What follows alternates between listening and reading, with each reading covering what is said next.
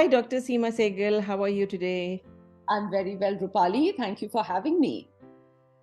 We were just talking before this call about a very important topic, and it's been going on in the news a lot about body image of a young person and even like an older person. So, let's talk a little bit about anorexia and some of the cultural implications and how social media is aiding to it.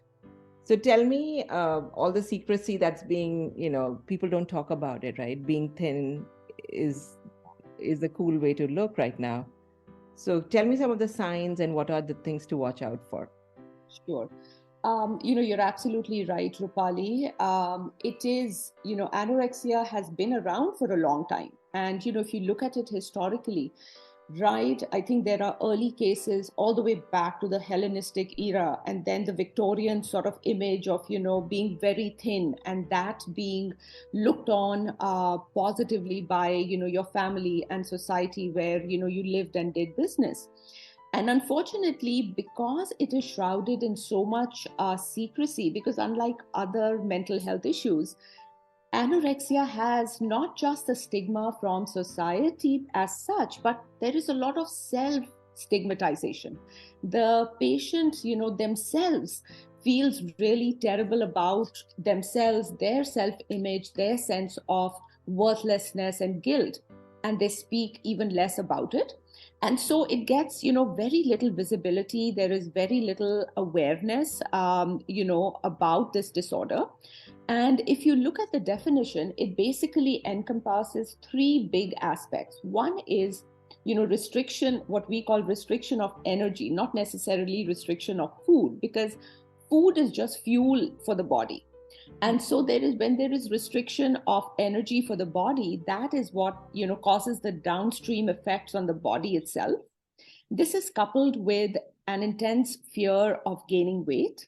And along with that, can be associated with a disturbance in how your body and shape is perceived.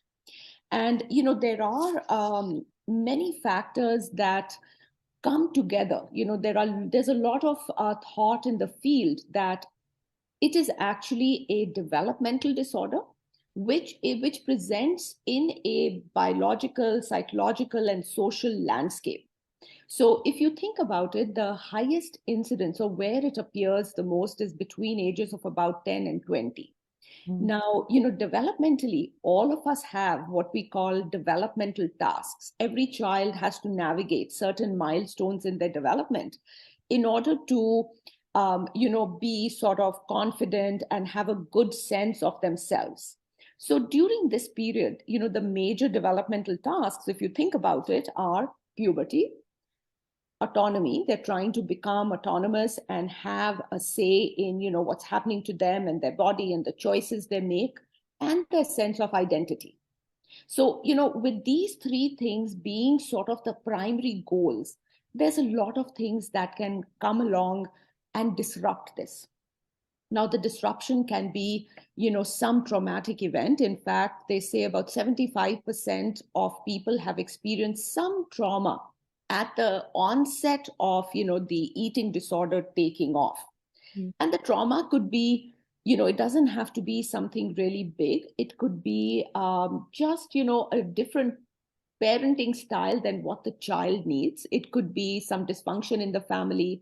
For an athlete, it could be, suddenly not being able to participate in their, favored athletic activity, or a gymnast hurting themselves and that being taken away from them, something that disrupts their sense of self. Or you have, parenting where it's an over controlling parenting style where again the child is not able to express Yeah. their own sense of what they want and need. And then, we can't forget the cultural component of what food means in different cultures.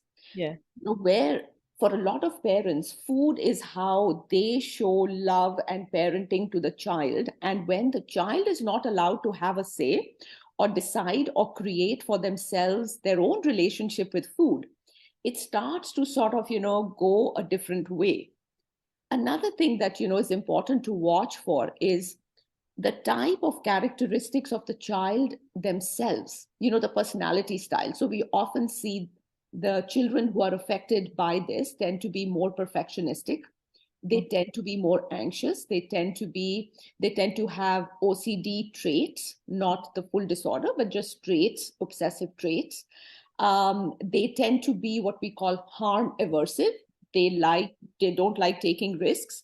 So when you have a child that is like this, and then there is superimposition of other factors in the family, the society and social media also saying, okay, the child feels, for whatever reason, the trauma that the child has seen could be the death of a loved one. Yeah. Sometimes, a death of a parent precipitates it. So Or the something in the school, or friendships, right? All these things. absolutely, Yeah. where you're bullied, Yeah. where you're not seen for who you are, but just the body in which you live and in which you do business. Yeah. So, for different reasons, the child begins to feel unsafe in their own body. Yeah. They try to distance themselves from their body. They find a way to express very difficult, complex emotions. And food becomes the easiest, handiest, most available tool that gets weaponized. Yeah. And so they start to use the food as a way of control, as a way of, actually, to their mind it makes total logical sense that they withhold and they use it as a way to express these emotions. And before you know it, uh, it's getting to a point where it starts to get dangerous. And so the important thing to remember is it is a deadly disease with a very high mortality, and the patient is not your enemy. So Yeah. the family and the patient have to work together against the eating disorder, which is the enemy. And it takes a while to make that leap. Yeah, so I think that's a really good point that you made, right? It's the family and the loved one and the support that you have around. What are the signs? These kind of things happen in a lot of isolation too, right? People do it when they're living alone, or so what are the things that people can watch out to help their loved one? Right. And that is really important because awareness is everything. So your child, right? You know your child, you know their behavior, you know how they normally eat, what they normally do. So if you notice a sudden change in their behavior in terms of they're eating less, they're becoming more picky about what they eat, they don't want to eat in public, they want to eat in the secrecy and isolation of their room, they refuse to go out for dinner, in gatherings, in restaurants. They are beginning to have these patterns of eating where they must eat this first or that first. That rigidity is coming in. They start to wear loose clothes. They start to have, and as the weight loss and as the energy depletes from the body, different organ systems will begin to manifest signs of that depletion. Mm. So there can be medical issues. The heart rate goes down. They start to get dizzy. Their, brain isn't getting enough fuel. So you're starting, your concentration, focus, your mood, you're more irritable, you're angry. And there is a level of almost delusional idea of your own starvation. And that's what makes it scary, because they are not able to, there is such a disconnection between who they feel they are as their self and the body in which that self is living. So a lot of people say that, some describe the recovery from anorexia as really connecting with this lost identity. And so the signs you look for, are the physical signs. You have sort of the, other medical signs could be hair falling out, menstruation that stops, because, as different systems are shutting down, you Yeah. start to see the manifestations. Wow. And it's also like tied, like you said, a lot to self-esteem, etc., right? And so what are some of the resources, you know I think it's mostly for the caregiver or a loved one to seek out to. So would you share some of that at the end of the video? Definitely. So we'll put resources. There are lots of, national agencies that have wonderful resource pages. And, COVID has been, talk about trauma, talk about that perfect storm where, for the anxious person who loves the routine, who loves predictability, came COVID, where everything went out the window. There was no surety about anything. You were anyway isolating. You weren't going out to get food. You were trying to sort of, stick with what was at home. So the incidence of, eating disorders went up tremendously during COVID because of its uncertainty, the isolation, unpredictability, ambiguity that it brought. And the other important thing to remember that is not spoken about is anorexia in men. We talk about it as just anorexia in women.